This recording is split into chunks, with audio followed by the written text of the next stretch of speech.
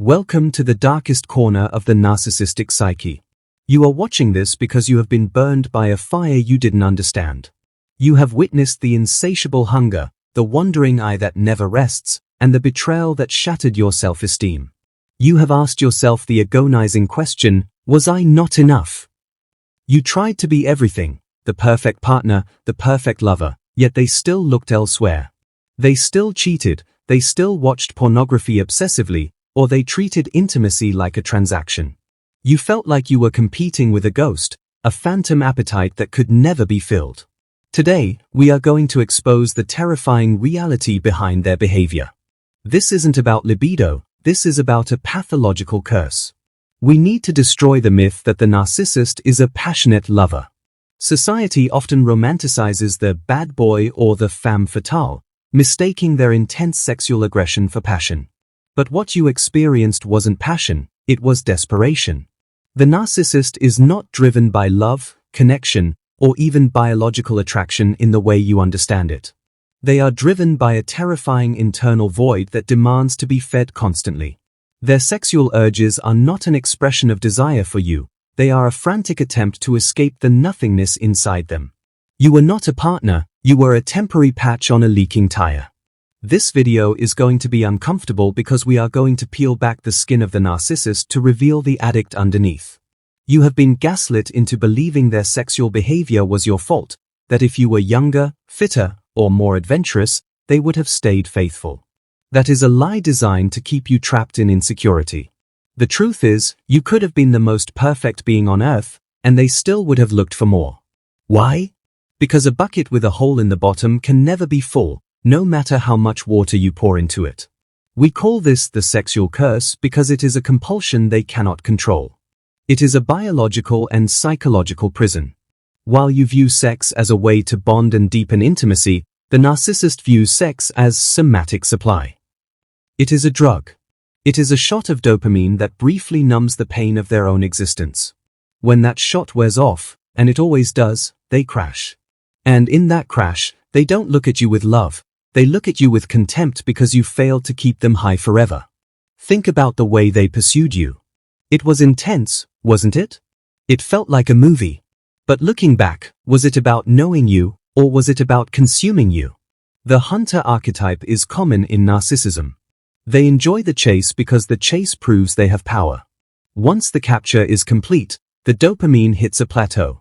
This is why their eyes start to wander almost immediately after the commitment is made. The curse compels them to hunt again, not because they want a new person, but because they need the chemical rush of the new to feel alive. The tragedy is that you blamed your body for their pathology. You spent nights crying, wondering what the other person had that you didn't. You scrutinized your reflection, tore apart your self-worth, and starved yourself to fit an impossible standard. But the other person was never better than you. They were just new. To a narcissist, new is the only quality that matters because new provides a reflection they haven't tarnished yet. You are a mirror they have already looked into. They need a fresh mirror to tell them they are gods again. This lack of control is often masked by a facade of high morality or judgment. Many narcissists project their own shame onto you, accusing you of being unfaithful or overly sexual. This is projection 101. They scream at you for looking at a waiter while they are secretly messaging 10 other people. It is a defense mechanism to distract you from the truth. They are slaves to their own impulses. They are terrified you will see the erratic, undisciplined child hiding behind the mask of the dominant partner. We are going to explore the link between their fragile ego and their sexual appetite. For the narcissist, sex is the ultimate validation of existence. If someone desires them, they exist. If someone submits to them, they are powerful. Without this external validation, they feel like they are dissolving. This is why a dry spell for a narcissist triggers a psychological collapse. They don't just get frustrated, they get dangerous. They get mean. The curse demands to be fed, and if you don't feed it, you become the enemy. You might be thinking, but there were moments where it felt real. Yes, for you, it was real. For them, it was a performance. They are mimics. They studied how to be a lover the way an actor studies a script. They gave you the experience you wanted so they could extract the supply they needed. But notice how quickly the mask slipped after the act? Notice the coldness, the rolling over, the immediate return to their phone? That was the actor leaving the stage. The show was over, and you were left alone in the bed with a stranger. Prepare yourself. We are about to walk into the engine room of their addiction. We are going to dismantle the Don Juan or siren image and show you the pathetic reality of a soul that is incapable of satisfaction. By the end of this video, you won't be jealous of their new supply. You will pity them. You will see that they are trapped on a treadmill that is moving faster than they can run, chasing a horizon they will never reach. The curse is real, but today, we break its power over you. To understand the sexual curse, we must first dissect the concept of objectification. In the narcissist's mind, other human beings do not exist as autonomous emotional entities, they exist as part objects. This is a developmental arrest. Just as an infant sees the mother's breast only as a source of milk, the narcissist sees you only as a source of sexual and emotional service. They literally cannot compute your humanity during the act. This allows them to use you, discard you, and move on without a shred of guilt. They didn't cheat on a person, they simply switched to a different appliance. Deep within the narcissistic structure lies a profound intimacy anorexia. True intimacy requires vulnerability. It requires letting someone see your flaws. To a narcissist, vulnerability is death. It is weakness. Therefore, they use sex as a barrier to intimacy, not a bridge. By keeping the focus on the physical, on the performance, on the visual, on the kink, they avoid the terrifying prospect of emotional connection. They are having sex at you, not with you. This is why you often felt lonely even when you were physically closest to them. The driving force behind their uncontrollable urge is dopaminergic addiction. The narcissist's brain is wired to seek high-intensity rewards. The anticipation of a new conquest releases a massive flood of dopamine. However, they suffer from a rapid tolerance buildup. The same partner, the same routine, no longer produces the chemical high. They are not cheating because they fell out of love. They are cheating because they are biologically bored. They are chasing the dragon, needing more extreme or novel stimuli just to feel normal. We must also address the somatic versus cerebral dynamic. Even cerebral narcissists who pride themselves on intelligence will use sex as a tool for regulation. For the somatic narcissist, their body is their currency. Their self-worth is entirely tied to their sexual conquest count. When they feel insecure, depressed, or criticized in the real world, they use sex to self-medicate. A sexual conquest acts as a temporary bandage on their deep-seated shame. I am wanted, therefore I am not a failure. It is a frantic attempt to outrun their own self-loathing. This leads to the Madonna whore complex, a splitting mechanism common in narcissistic men and a variant in women. They cannot integrate love and lust. They categorize partners into two boxes: the respectable partner who takes care of the house and image, the Madonna, and the sexual object who fulfills their dirty fantasies, the whore. They often lose sexual interest in the primary partner because they respect them too much to defile them, or because familiarity breeds contempt. They seek the dirty high elsewhere, leaving you confused and rejected. The curse is also fueled by narcissistic envy. They are envious of your capacity for pleasure. They see you losing yourself in the moment, feeling deep emotion, and they hate it because they cannot feel it. They are watching a movie they cannot step into. To compensate, they try to control your pleasure.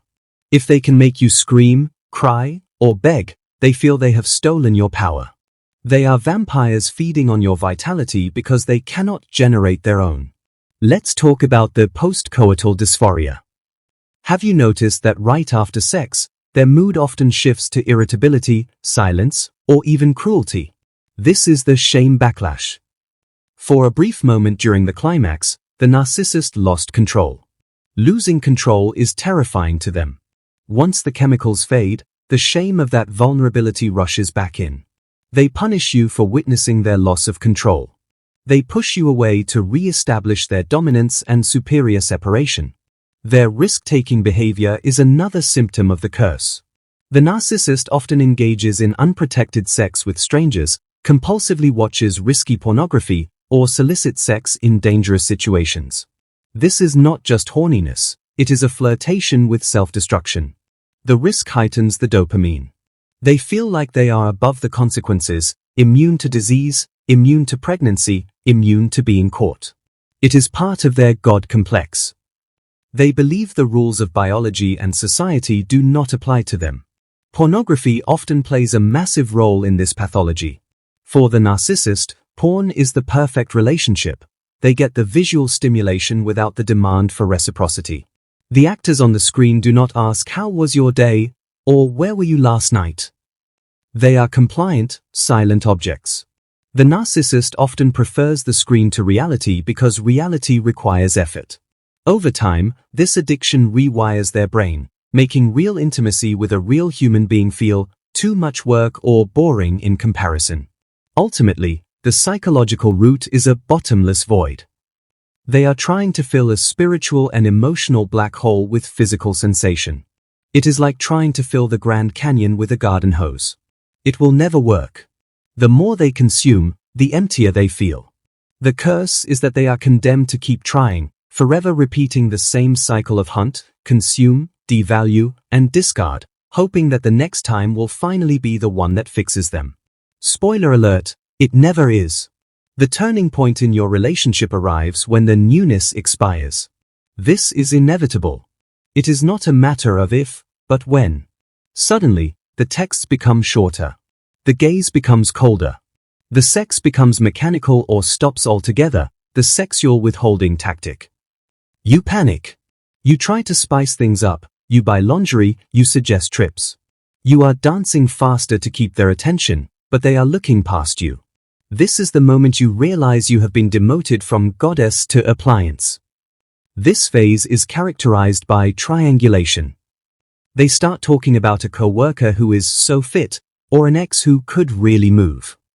They leave their phone screen tilted just enough for you to see a dating app notification. They are manufacturing jealousy. Why? Because your anxiety is also a form of supply. If they can't get the high from having sex with you, they will get the high from watching you fall apart over them. Your pain proves they are still the prize. The curse often drives them into the dark underbelly of their desires. As their tolerance for normal intimacy builds, they may pressure you into acts that make you uncomfortable. They might demand degrading scenarios, bring in third parties, or push boundaries you clearly set. This isn't exploration, it's a test of compliance. If you say yes, they lose respect for you. If you say no, they punish you or find someone else who will. It is a lose-lose trap designed to erode your dignity. You might discover a secret life. This is the plot twist that destroys survivors. You find a second phone, a secret email, or bank statements for hotels and OnlyFans. You realize that while you were crying yourself to sleep next to them, they were living a completely parallel existence. The scale of the deception is breathtaking. It wasn't a mistake, it was a lifestyle. They looked you in the eye and lied every single day, fueled by the compulsion that matters more to them than your life. When confronted, the narcissist does not feel guilt, they feel narcissistic rage. How dare you spy on them? How dare you invade their privacy? They flip the script instantly. They accuse you of being crazy, insecure, and controlling. They might even say, "I had to do this because you let yourself go," or "You were too frigid." They weaponize your deepest insecurities to justify their betrayal. They will burn the house down before they admit they are the arsonist. This is where the discard becomes brutal. Once they realize you see who they really are, an addict, a liar, a cheater, you are no longer a viable mirror. You reflect their shame, not their glory. They must get rid of you to get rid of the shame.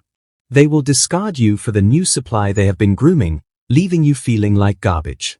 But remember, they aren't running to a better person, they are running away from the truth you represent. The turning point reveals the transactional nature of the relationship.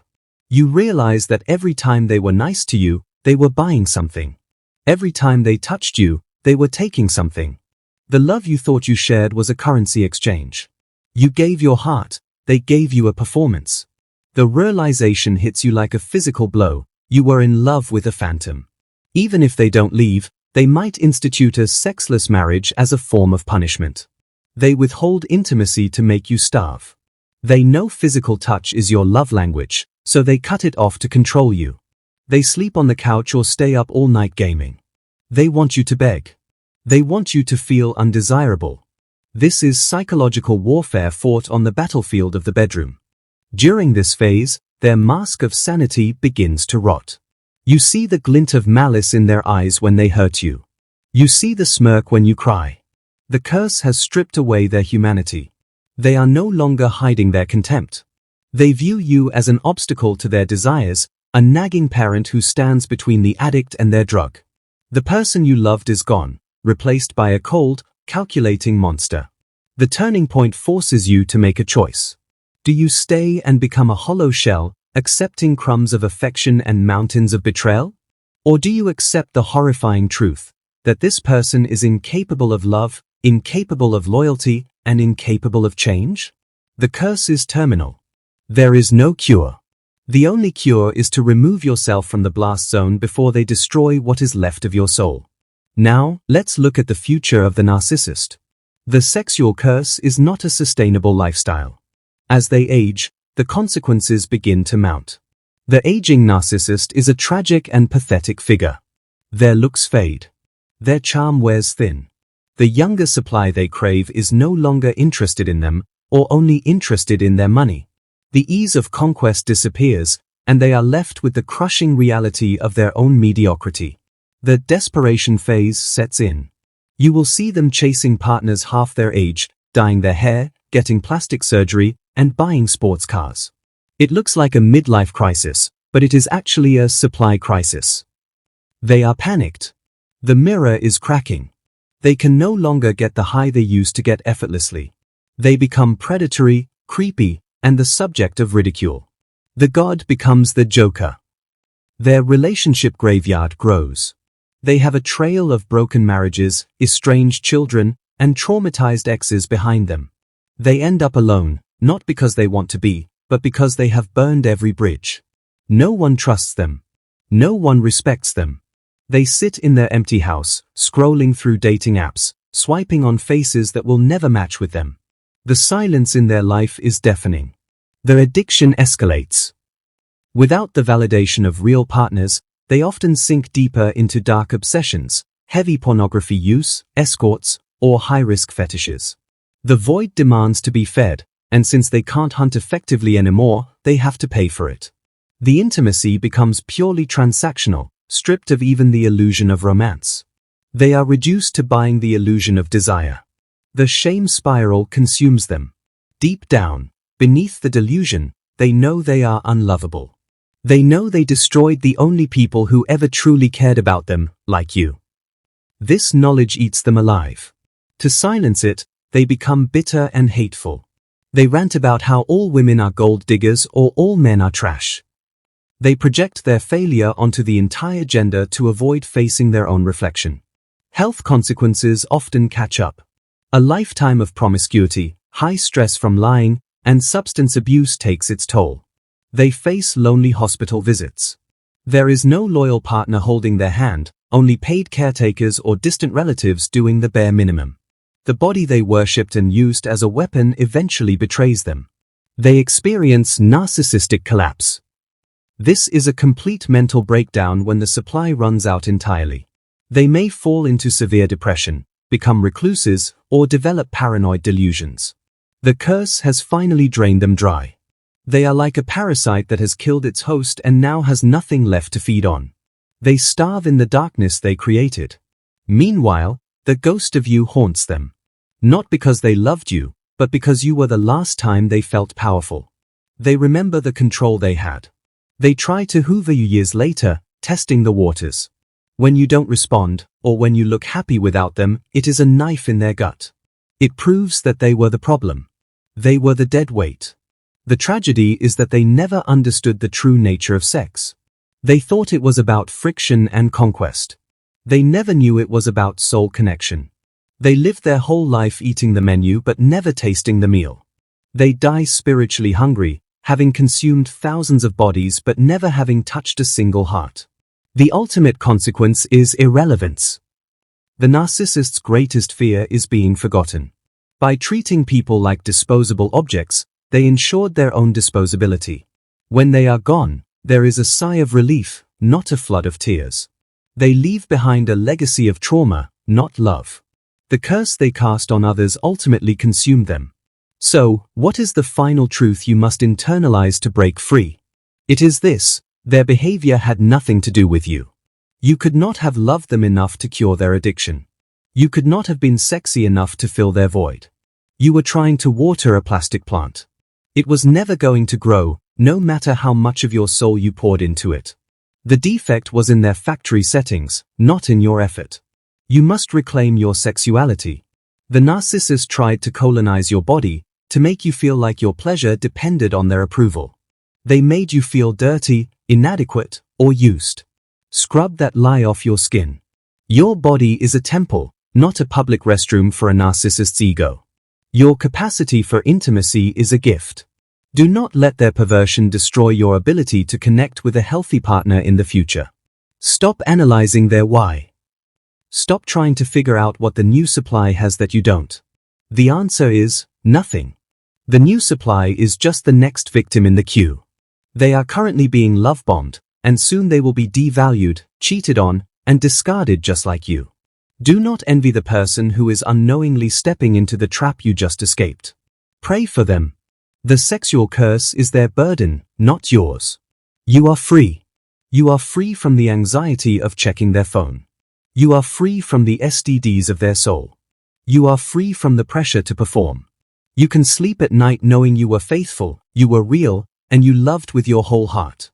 That integrity is something they will never, ever possess. Real intimacy is quiet. It is safe. It is boring in the most beautiful way. It doesn't need drama, triangles, or games to sustain itself. When you finally meet a healthy partner, you will realize that the intensity of the narcissist wasn't passion, it was panic.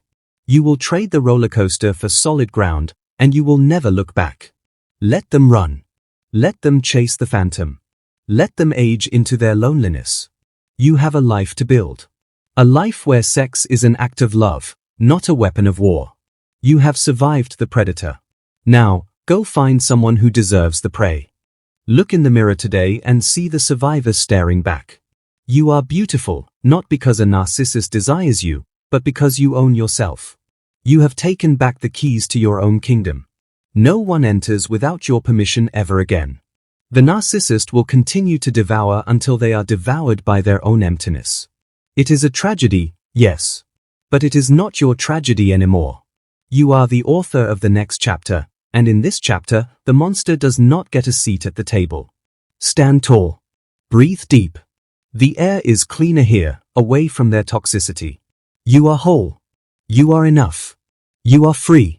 The curse is broken the moment you realize they didn't reject you, they lost you. And that is a loss they will feel every single night in the cold, dark room of their own hollow soul. Walk away and let the door slam shut.